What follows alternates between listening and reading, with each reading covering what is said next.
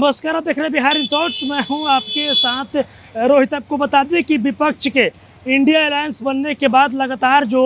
NDA के लोग हैं और जो इंडिया के लोग हैं लगातार एक दूसरे पर हमला करते दिखते हैं, एक दूसरे पर आरोप लगाते दिखते हैं। वहीं आपको बता दें कि कल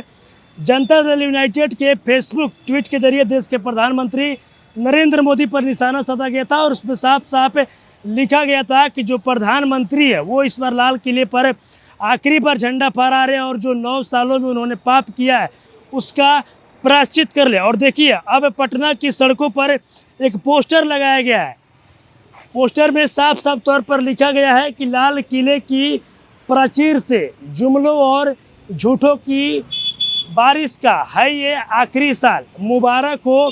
इंडिया। तो कहीं ना कहीं आपको बता दें कि विपक्ष के तरफ से विपक्ष का जो इंडिया अलायंस बना है और एनडीए गठबंधन है दूसरी तरफ, तो वहीं आपको बता दें कि लगातार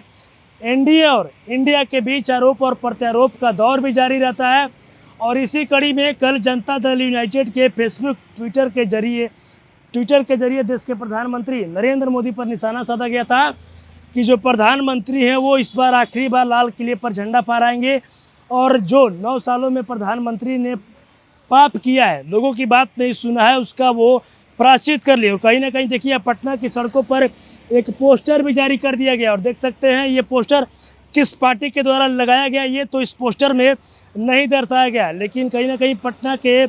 सड़कों पर कई जगहों पर ये पोस्टर लगाया गया और इस पोस्टर में कहीं ना कहीं बीजेपी पर और केंद्र सरकार पर और देश के प्रधानमंत्री नरेंद्र मोदी पर सीधे तौर पर निशाना साधा गया। और देख सकते हैं साफ साफ लिखा गया है, लाल किले की प्राचीर से जुमलों और झूठों की बारिश का है ये आखिरी साल, मुबारक हो इंडिया। किस पार्टी के द्वारा ये पोस्टर लगाया गया है ये तो इस पोस्टर में नहीं दर्शाया गया है, लेकिन इस पोस्टर में स्पष्ट रूप में दर्शाया गया है कि अब जो विपक्ष का इंडिया अलायंस बना है उस इंडिया अलायंस को मुबारकबाद दिया गया और साथ ही साथ